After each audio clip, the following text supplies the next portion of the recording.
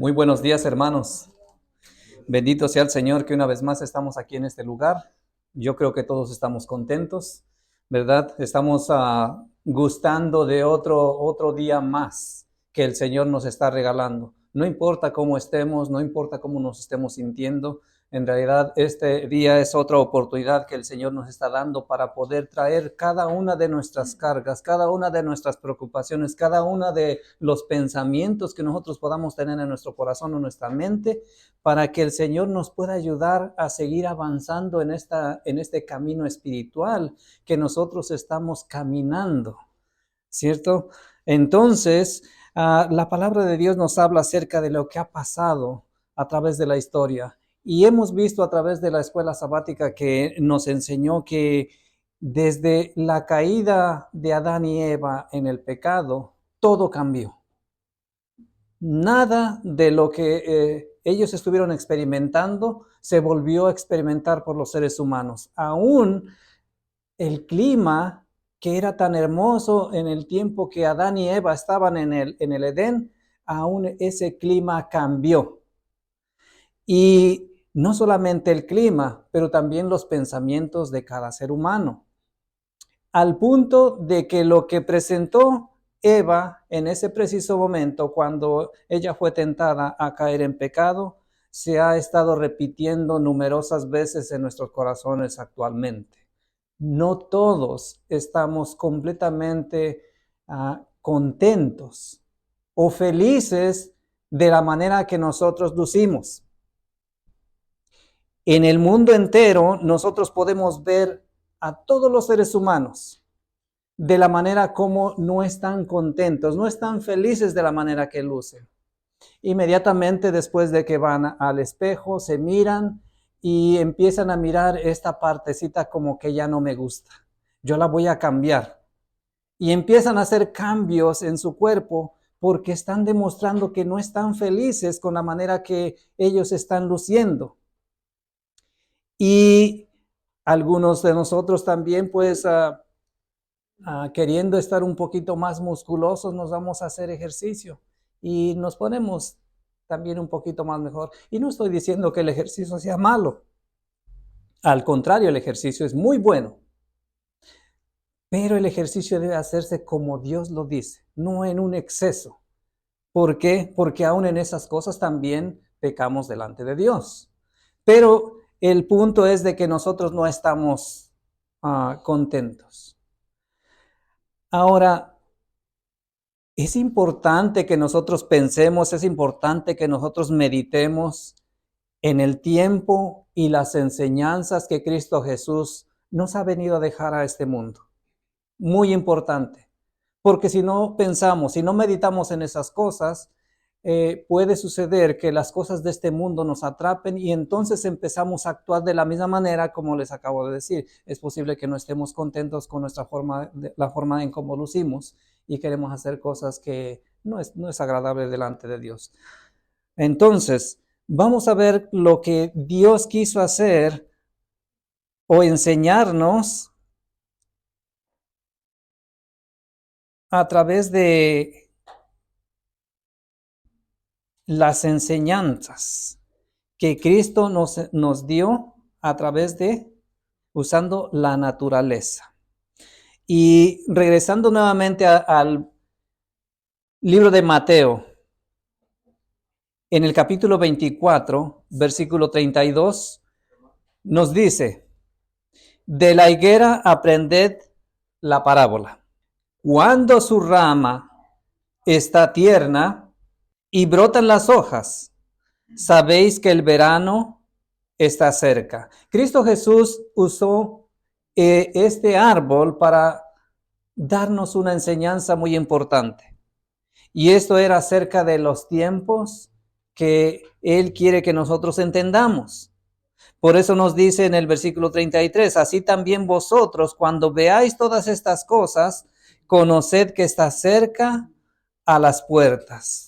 Cristo nunca dejó que nosotros los seres humanos nos quedáramos a ciegas en el punto de qué es lo que iba a suceder en un futuro.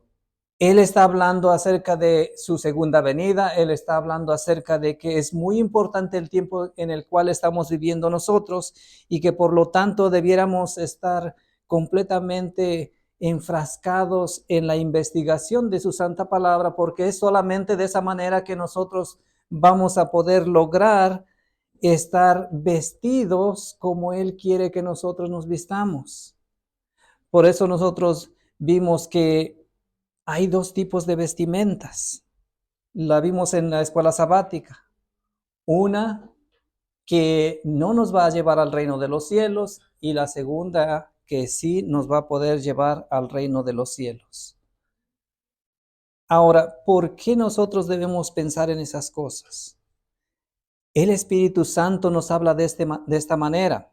El pueblo de Dios es peculiar. Él lo está purificando para sí mismo. Vi que la experiencia exterior es un índice de lo que hay en el corazón. Es decir, de la manera como nosotros lucimos, es lo que nosotros vamos a presentar en nuestro corazón. Pero no todo tiempo estas cosas son de esta manera. Porque Cristo Jesús ilustró otra enseñanza usando también el árbol de higo, en el cual lo que la enseñanza en esa parábola nos dice es que podía haber algo que se podía aparentar, pero que en realidad no era verdadero, lo cual le llamó él mismo hipocresía. Entonces, pero tenemos que tener por principio que cuando nosotros como hijos de Dios queremos vestirnos, queremos hacer las cosas para Dios, desde que nosotros estamos poniéndonos nuestro atuendo, estamos demostrando lo que hay en nuestro corazón. Ahora, ¿qué pasó en la historia que nosotros aprendimos durante toda esta semana? Vamos a ver las dos ropas simbólicas. Y en Génesis 3:7 vemos la primera ropa simbólica. Entonces fueron abiertos los ojos de ambos y conocieron que estaban desnudos. Entonces cosieron hojas de higuera y se hicieron delantales. Esa es la primera ropa simbólica. Ahora la segunda. Y Jehová Dios hizo al hombre y a su mujer túnicas de pieles y los vistió. En estas dos ropas simbólicas nosotros vamos a aprender que para que nosotros podamos estar correctamente vestidos delante de Dios, tenemos que elegir la segunda. La primera en realidad no nos conviene para nada. Pero tristemente muchos de nosotros nos enfrascamos en ese tipo de vestimenta. Queremos confeccionar nuestra propia ropa. ¿Cómo es que sucedió este asunto? Vamos a todavía a través de la historia. Ahora en Génesis 3:6, ¿qué es lo que sucedió? ¿Cómo es que Eva quiso confeccionar su propia ropa? Y el texto bíblico nos dice así: y vio la mujer que el árbol era bueno para comer y que era agradable a los ojos. Primeramente usó el sentido de ¿qué? De la vista.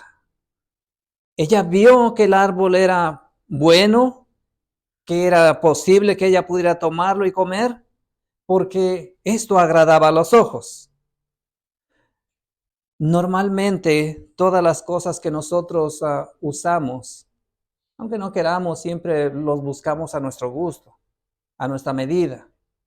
Y no es que esto sea mal, pero hay cosas también que nosotros debemos entender que Dios nos ha dado el discernimiento para que aún en las cosas que nosotros usamos sean de gusto, con un gusto que sea agradable a los ojos de Dios. Pero esto sucedió así. Y continuó diciendo el versículo: y el árbol era codiciable para alcanzar la sabiduría. Y tomó de su fruto y comió y dio también a su marido, el cual comió así como ella. Nosotros hemos visto qué es lo que sucedió después de que Eva mira el árbol.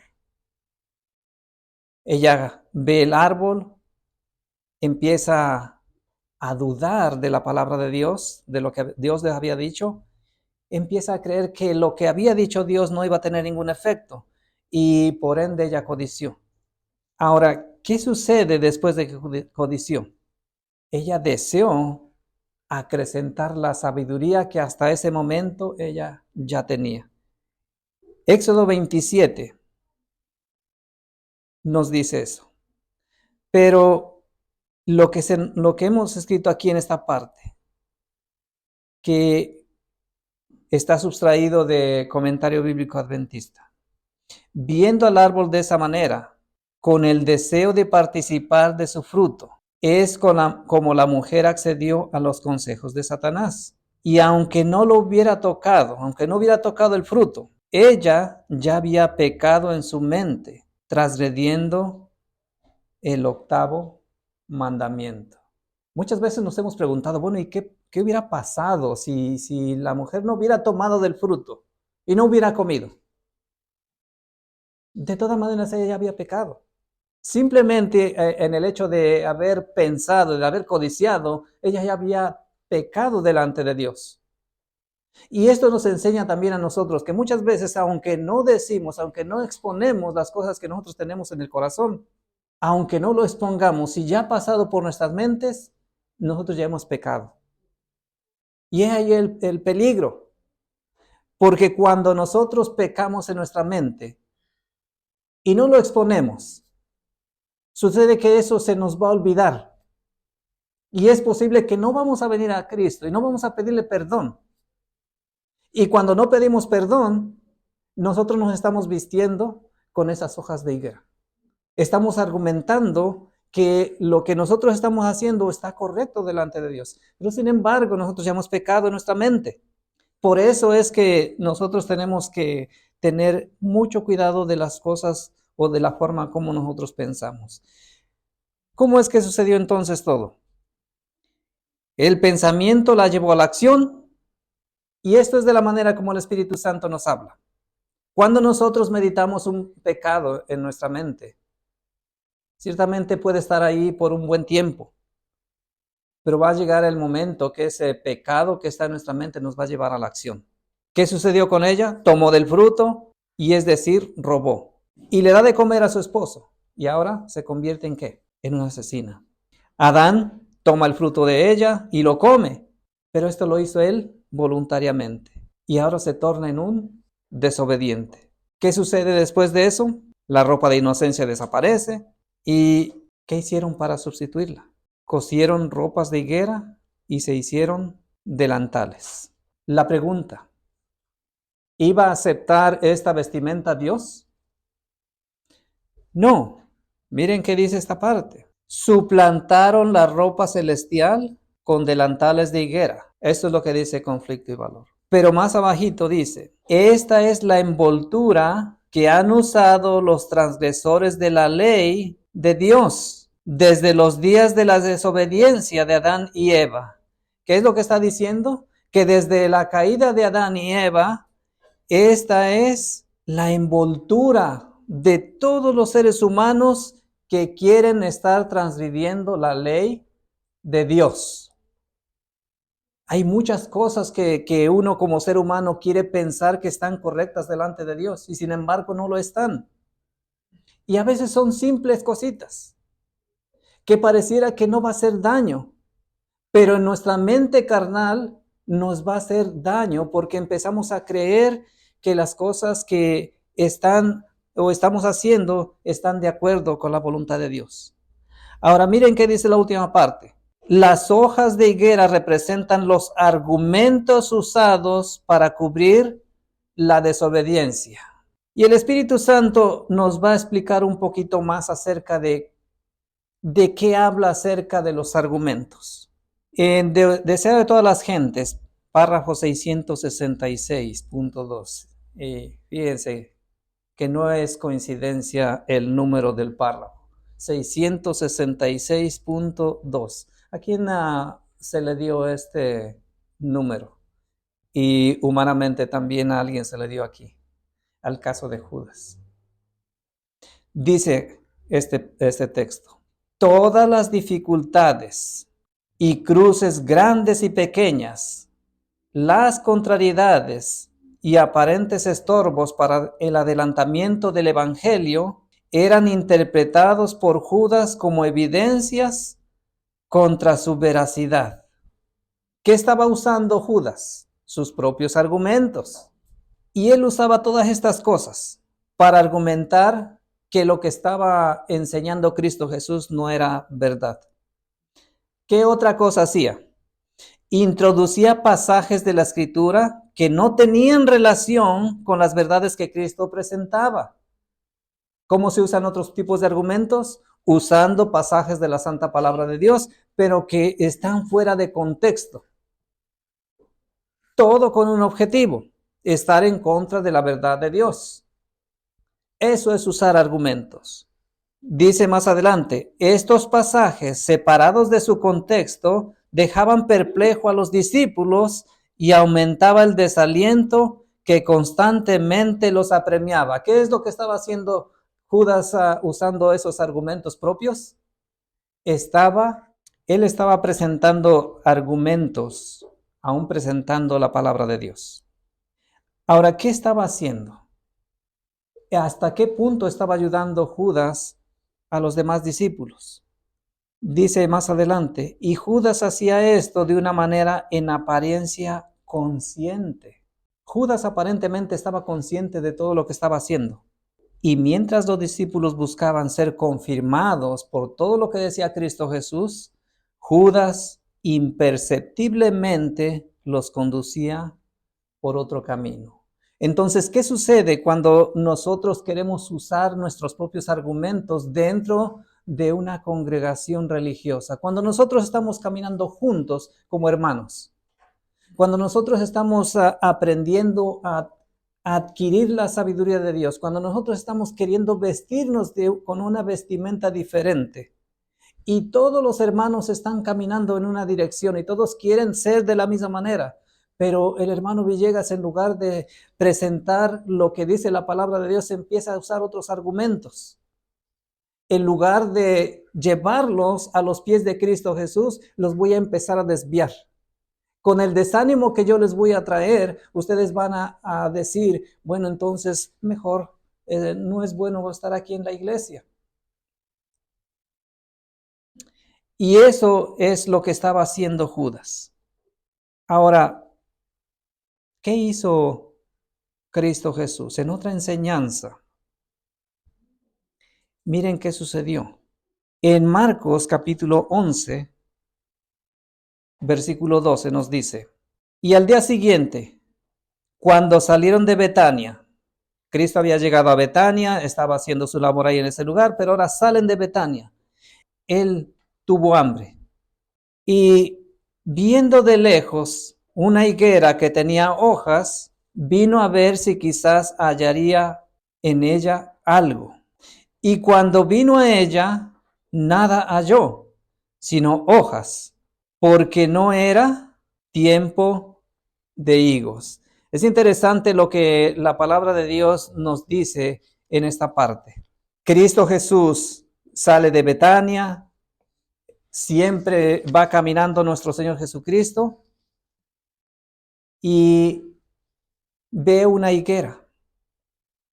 Y como la ve llena de hojas, se acerca para ver si encontraba higos.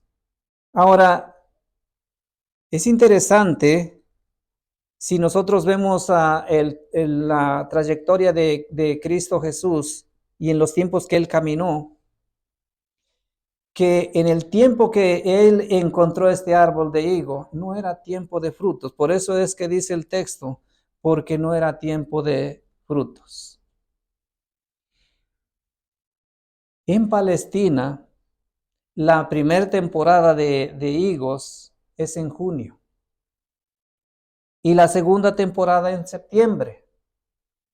Y Cristo Jesús iba caminando ya por los tiempos de la Pascua. ¿Cuándo es que se celebra la Pascua? En abril. Entonces, por eso es que la palabra de Dios dice que porque no era tiempo de higos, no había higos en el árbol. Pero si no tenía higos, si él sabía que no había higos en ese árbol, ¿por qué es que hizo lo que él hizo? Miren que dice el versículo 14. Entonces Jesús respondiendo y dijo a la higuera: nunca más coma nadie fruto de ti, por siempre. Y sus discípulos lo oyeron. Ahora llega el tiempo que entre lo que está sucediendo en esta historia, a Cristo Jesús llega a un lugar y empieza a correr a toda la gente del templo. Pero continuando con la historia, vamos al versículo 19 del capítulo 11, donde nos dice: y al llegar la noche, él salió de la ciudad, y en la mañana, pasando por allí, vieron que la higuera se había secado desde las raíces. Y Pedro, acordándose, le dijo: Maestro, he aquí, la higuera que maldijiste se ha secado. ¿Por qué es que Cristo hizo esto? Si él sabía que en esa higuera no había ningún fruto. ¿Qué quería ilustrar nuestro Señor Jesús con esa historia? Miren qué dice el Espíritu Santo. Es en esta parábola, el árbol de higuera lleno de hojas frondosas representa a la nación judía. Había otros árboles, pero Cristo solamente ilustró esta historia con el árbol de la higuera. De acuerdo al comentario bíblico adventista, los otros árboles que existían alrededor de la higuera representaban a los gentiles. Pero a ellos no se les exigía ningún tipo de fruto, porque ellos no hacían ninguna profesión de fe como los judíos. Ahora, ¿qué representan las hojas de higuera? El Espíritu Santo dice que las hojas representan una promesa sin práctica. ¿Y por qué dice que era una promesa sin práctica? Porque el árbol estaba frondoso, estaba verdecito y parecía que todo estaba bonito y que ahí iba a haber frutos. Y sin embargo, el árbol no tuvo ningún fruto. Y en la ilustración que Cristo da a los discípulos, les dice de esta manera, de la manera como no había frutos, no había práctica. Mirad que no hagáis vuestras limosnas delante de los hombres para ser vistos de ellos. De otra manera no tenéis recompensa de vuestro Padre que está en el cielo. Y versículo 2. Cuando pues des limosna, no hagáis tocar trompeta de ti, como lo hacen los hipócritas en las sinagogas o en las calles, para ser alabados de los hombres. De cierto os digo, ya tienen su recompensa. Ahora, tenemos que entender, porque muchas veces se nos pregunta, bueno, si la Biblia habla de limosnas y ustedes hablan de diezmos, bueno, entonces, ¿qué es lo que debemos dar? Los diezmos y no son lo mismo que las limosnas, ¿ok? Diezmos son diezmos, limosnas son limosnas. ¿Cómo es que se practicaba esto? Los judíos proveían para los pobres por cooperación voluntaria y de acuerdo a lo que uno podía pagar. Es decir, entre ellos se decían, vamos a cooperar con tanto. Especialmente aquellos que tenían más, ellos podían dar más. Pero esto lo tenían que hacer para estar ayudando a los pobres. Pero se requería que en esto se juntara o se aumentara aún más, porque los pobres eran bastantes. Y esto se requería a través de regalos voluntarios. Se hacían apelos en las sinagogas y a veces en las calles. Y es allí donde muchos que tenían dinero caían en la tentación de contribuir con grandes cantidades para que más adelante ellos pudieran tener la oportunidad de estar sentados en los lugares privilegiados, al lado de los rabinos. Entonces se dan cuenta, limosna no es igual que diezmo. Limosna vendría a ser entonces una ofrenda voluntaria que cada corazón podía dar. Sin embargo, ellos tenían esta forma de trabajar para ayudar a los pobres. Ahora, el asunto de tocar trompeta fue bien visto por nuestro Señor Jesús? No, Él condenó esta práctica. Mateo 23:13. Él dijo: mas ay de vosotros, escribas y fariseos, hipócritas, porque cerráis el reino de los cielos delante de los hombres, porque ni entráis, ni a los que están entrando dejáis entrar. Entonces aquí vemos de la manera como los judíos, los fariseos, muy bien vestiditos, y estaban todo momento buscando los primeros lugares de la sinagoga. O en las calles, al momento de la oración, ellos se paraban y dirigían sus rostros hacia el templo y empezaban a orar, aparentando una profesión de fe que no practicaban, al punto que Cristo Jesús, cuando vino, Él condenó todas esas cosas que se hacían. ¿Por qué? Porque ellos estaban solamente vestidos de hojas de higuera. Ahora, ¿qué más hacían ellos? No solamente hacían esas cosas, sino que también nos dice en Mateo 23, 4 y 5, porque atan cargas pesadas y difíciles de llevar y las ponen en los hombros de los hombres, pero ni con su dedo las quieren mover. Entonces, no solamente querían aparentar estos hombres, sino que también hacían que cosas que no tenían que hacer para los demás, ellos los hacían, pero ellos no podían mover ni siquiera un dedo para hacerlas. Versículo 5 dice: antes hacen todas sus obras para ser vistos por los hombres, porque ensanchan sus filacterias. Y filacteria quiere decir tiempo de observación, como el tiempo que están solamente viendo, observando. Usaban más tiempo para hacer eso, como para estar vigilando a los demás. Y extienden los flecos de sus mantos. Eso es las decoraciones que ellos usaban para ser vistos, especialmente en los cultos religiosos. Querían aparentar que ellos estaban completamente bien delante de Dios. No solamente eso, también dice: y aman los primeros asientos en las cenas y las primeras sillas en las sinagogas, y las salutaciones en las plazas, y ser llamados por los hombres, rabí, rabí. ¿Qué es lo que hacían ellos? Ellos buscaban que se les respetara por cada una de las cosas que ellos hacían. Sin embargo, esto fue lo que condenó nuestro Señor Jesucristo. Y le dijo a sus discípulos: mas vosotros no queráis que os llamen rabí, porque uno es vuestro maestro, el Cristo, y todos vosotros sois hermanos. ¿Debiera haber alguna diferencia entre nosotros estando aquí? No, todos somos hermanos. No hay uno de nosotros que podamos decir: no, yo no pertenezco a este lugar. Ya sea por creación, todos somos hermanos. Por redención, algunos. Pero tengo la confianza que en un futuro los que todavía no son por redención lo lleguen a ser. Y esto implica ¿qué cosa? El bautismo.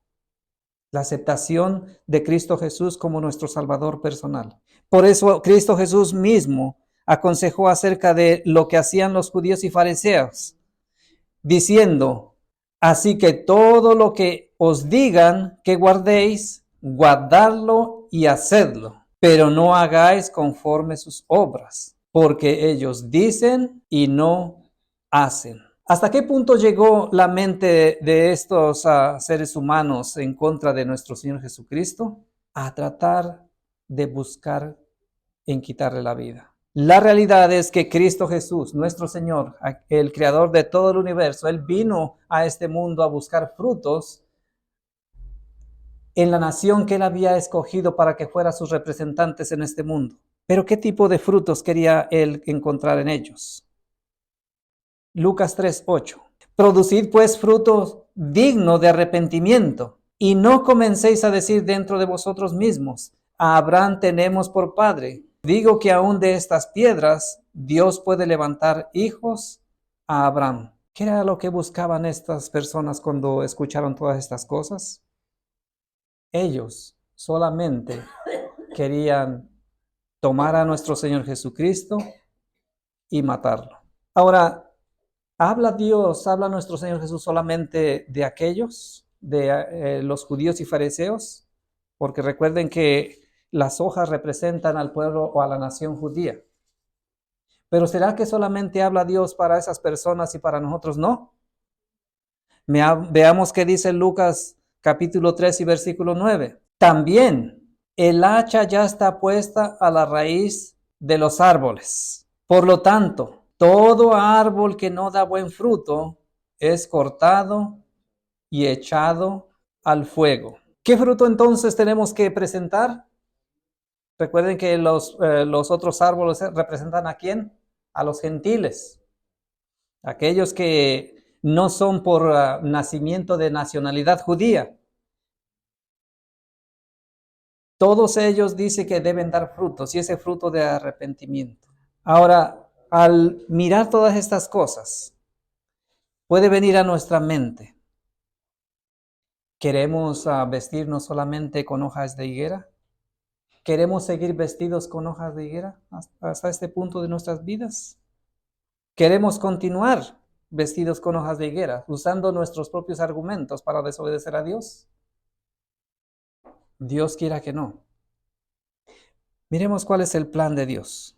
El mismo Génesis capítulo 3 versículo 21 nos dice el plan que Dios tuvo para Adán y para Eva y para todos nosotros que hemos quedado desnudos después de caer en pecado.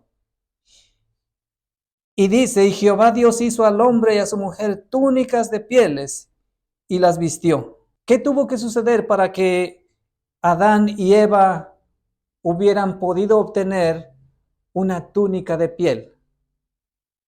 Tuvo que morir el cordero que representaba a la persona de nuestro Señor Jesucristo, para que ellos pudieran ser vestidos. Ahora, lo que Cristo quiere, o con lo que Cristo quiere vestirnos a nosotros, es con ese manto de justicia, con el manto de justicia de nuestro Señor Jesucristo. Eso es lo que representa la piel del cordero, el manto de justicia de nuestro Señor Jesucristo. Por eso, Primera de Corintios, capítulo 5, versículo 7, nos dice: limpiaos de la vieja levadura. Tenemos que quitarnos la forma de vida antigua, pensamientos, ideas, costumbres, todo eso se tiene que quitar para que seáis una nueva masa, como sois sin la levadura. Porque Cristo, nuestro Cordero Pascual, ha sido sacrificado. Cristo ya murió por todos y cada uno de nosotros. No hay necesidad de que nosotros estemos pensando que si es posible obtener o no es posible obtener el perdón de nuestros pecados. Cristo ya murió por nosotros y por lo tanto, si nosotros usamos las ropas que Cristo Jesús nos quiere dar, esas ropas de justicia, todos los pecados que nosotros hayamos cometido se nos pueden perdonar. Pero ¿qué más nos dice Dios a través del apóstol Pablo? En Efesios 4:23 nos dice: renovaos en el espíritu de vuestra mente. La mente tiene que ser renovada. La mente tiene que sufrir un cambio al cual debe dejar todo tipo de pensamientos que hemos aprendido en el mundo. Pero ¿qué más tenemos que hacer? Versículo 24: y vestíos del nuevo hombre, creado según Dios, en la justicia y santidad de Cristo, en la verdad. Es todo lo que tenemos que hacer para cambiar de ropas. Debemos dejar aquellos delantales que nos hemos cosido a través de todo el tiempo que hemos andado en pecado. Pero debemos vestirnos con la ropa que Cristo nos quiere dar, que es su justicia y su santidad. Versículos 25 nos dice: por lo cual, desechando la mentira, ¿qué hay que hacer? Hay que dejar de hablar mentira. Hablar verdad, cada uno con su prójimo. Es decir, ¿solamente tenemos que hablar verdad entre nosotros como hermanos? No, esto tiene que ser en todas partes. Donde quiera que nosotros vayamos, la verdad tiene que estar delante de nosotros. Porque somos miembros los unos de los otros. Hermanos, nosotros no sabemos cuándo aquellos con los cuales nosotros estamos contactándonos en este tiempo van a llegar a los pies de Cristo. ¿Cómo es que podremos estar delante de ellos si en algún momento de nuestras vidas, porque creemos que no es nuestro hermano por redención, y le hacemos una mentira, le damos una mentira, le mentimos? Y en algún punto de la vida vienen aquí y nos recuerdan que le hemos mentido. ¿Cómo nos vamos a sentir? La verdad del Cristo tiene que estar en todo momento en nuestros labios. Ahora, la pregunta es, si nosotros elegimos vestirnos con ropas de hojas de higuera, ¿cómo va a ser nuestra vida? De acuerdo con lo que dice la historia, es que Adán y Eva empezaron a tener aún hasta miedo. ¿Será bueno vivir en temor? ¿Será bueno vivir en esa zozobra de que no sabemos qué va a pasar con nuestras vidas? No, no hay necesidad de vivir en temor. Miren la reacción de Adán, Génesis 3:10. Y él dice, oí tu voz en el huerto y tuve miedo, porque estaba desnudo y me escondí. Adán ya se había cosido el delantal de hojas de higueras cuando sintió esto, o todavía estaba desnudo.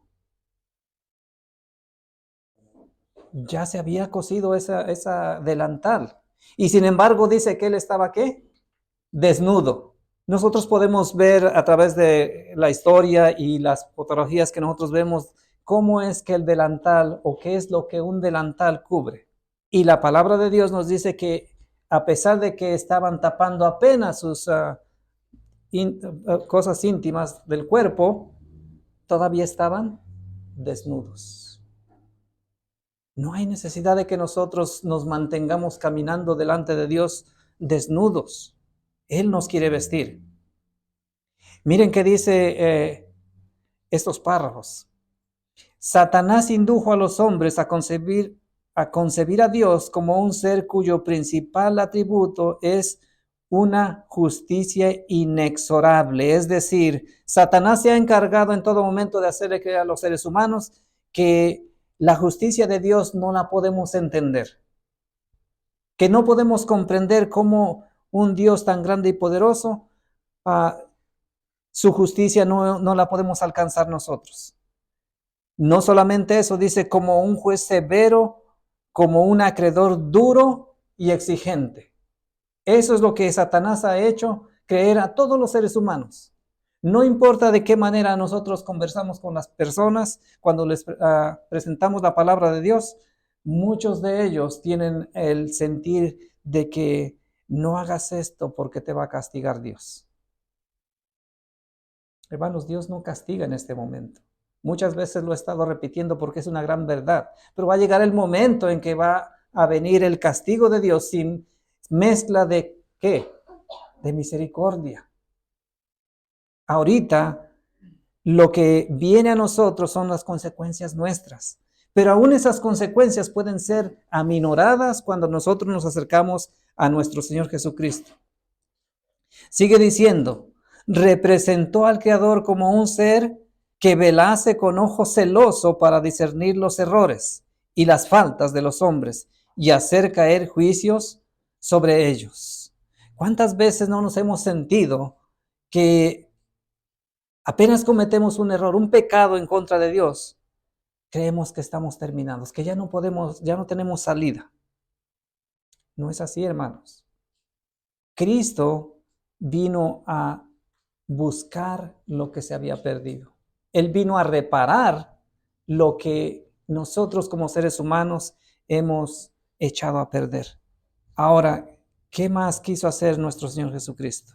A fin de disipar esta densa sombra, vino el Señor Jesús a vivir entre los hombres y manifestó al mundo el amor infinito de Dios. ¿Por qué nos aconseja nuestro Señor Jesucristo que de sobre todas las cosas practiquemos el amor? Porque el amor cubre multitud de ¿qué? De pecados. Entonces, tenemos que analizar en esta mañana ¿De qué nosotros queremos vestirnos? ¿O cuál es el tipo de mi vestimenta? ¿Estoy usando hojas de higuera? ¿O estoy permitiendo a nuestro Señor Jesucristo que me vista con su propia justicia?